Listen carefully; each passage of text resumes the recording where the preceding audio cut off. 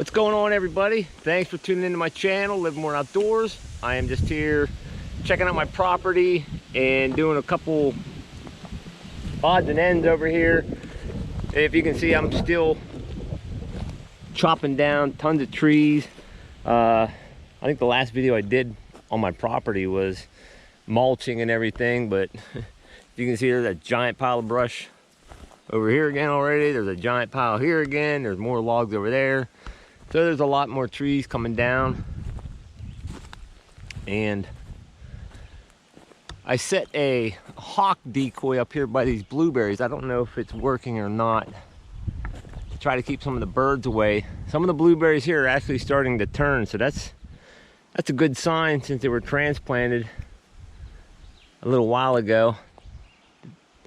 Not looking super healthy, some of the ones that are turning, but there's still quite a few green ones. There's a little piece of netting on these, but the birds can wreak havoc on these things.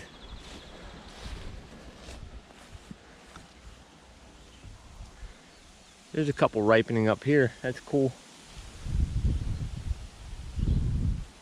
I'm probably gonna pick a few blueberries at my plants at my house later on. Maybe I'll show you that little patch of blueberries as well at the end of the video if this doesn't go too long. So I've basically got this hawk decoy and I move it around on different pegs so the birds don't get too used to it.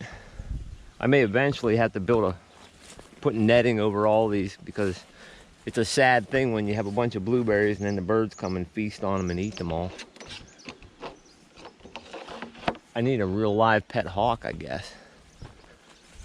So take a walk down here and see what else is going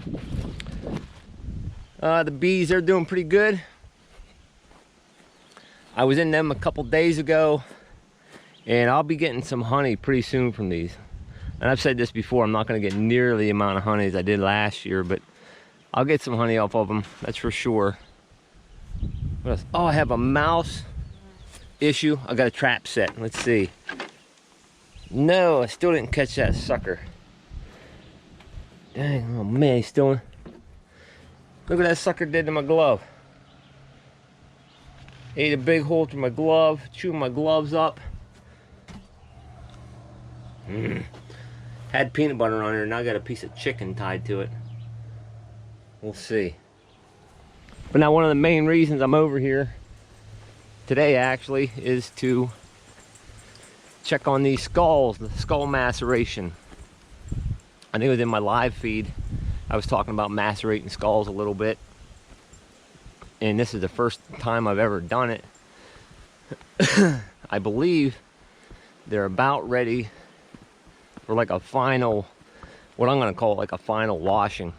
So basically you take the skull, you put it in a bucket of water, you let it fester for a while, and you keep dumping the water out and putting new water in. And does it work? We shall see. Does it stink? Absolutely. I don't know if there's a word beyond absolutely. I'm gonna get set up here, show you what I got going on, what I'm gonna do anyways, right or wrong. I'm basically gonna mix them in a bath of the same stuff that I would wash a skunk in. I'm not really concerned about getting them spotless white, crystal white or whatever, because my end product, we're gonna be dipping them into paint anyways. So I basically want them to be not stinking, scent-free, and degreased. So basically got some Dawn dishwashing liquid, baking soda, and some peroxide I'm gonna mix them with. If you wanna get them crystal white, the one guy I know that does maceration a lot, he mixes them with like a, not a bleach, I think peroxide, the same type of peroxide that they use at beauty salons. So I'm gonna get one into one of these buckets here, give me a minute. Definitely want gloves with this.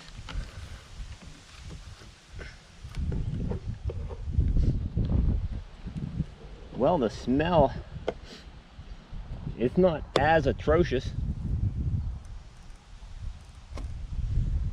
I mean, it's not great, but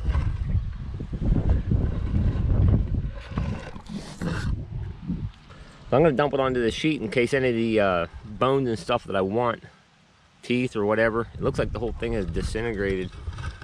It came apart. I'm gonna dump this one out.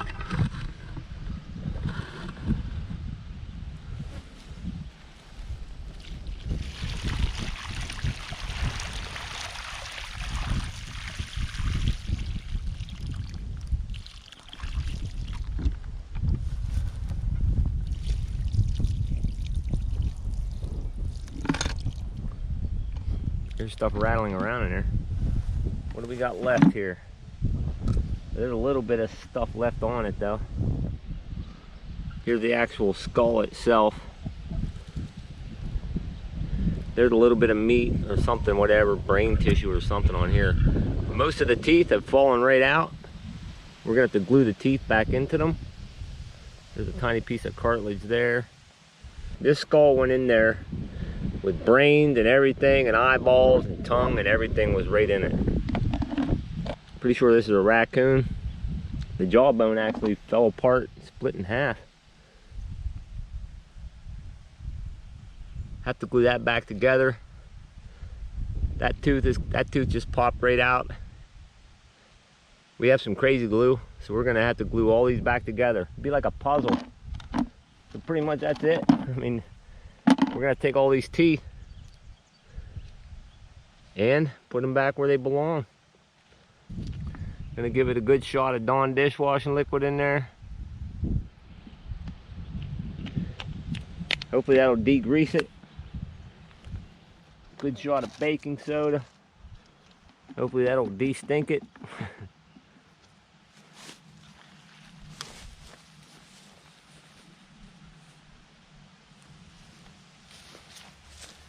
And a good shot of peroxide.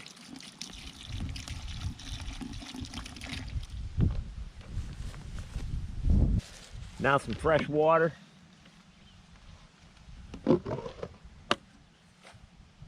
Minus the bug. Just a little in there. I'm going to mix that up so that dishwashing liquid and everything gets stirred up. It doesn't smell nearly as bad as the first time I opened these buckets. How long this takes all depends on how warm it is and stuff, how warm your water is. And these skulls actually froze over winter.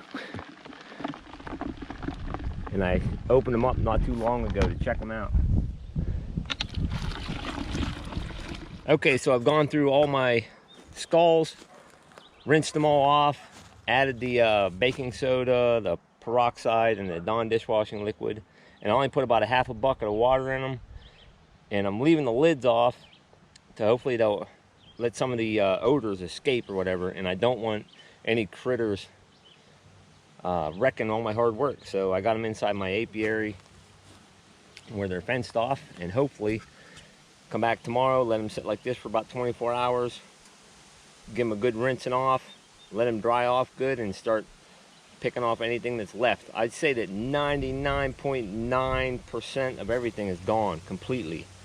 Tongues, all the cartilage, the ear cartilage, the brains, everything. I mean, it works. So if you want to see them being reconstructed, let me know. And if you want to see them being dipped into paint, let me know. So that'll be coming up sometime in another couple weeks here. All right, now I'm going to go hopefully find some blueberries at my house.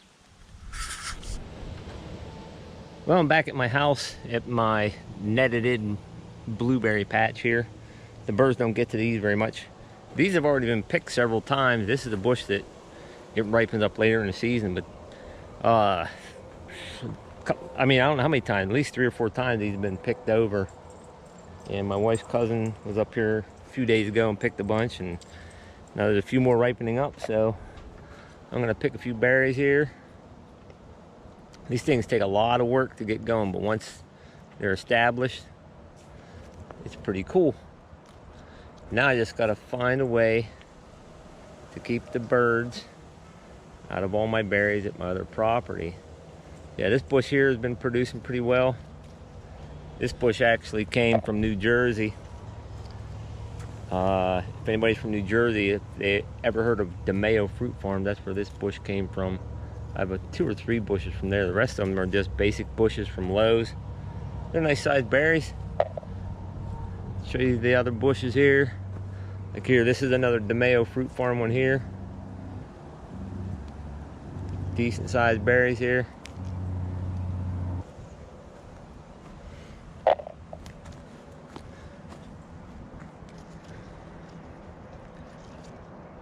This is actually a bush from Lowe's right here. Still decent berries on those ones. And these are bushes that I transplanted actually last year, but they're still producing pretty well. This is a smaller berry here, a little bit smaller, but they're still decent size. This is a Lowe's bush as well. So, all right, thanks for tuning in my video. I appreciate everybody watching. I know this is a strange one, skull cleaning and blueberry picking, but oh well, that's what my day consisted of. Thanks for watching, everybody. Hope you all have a blessed day.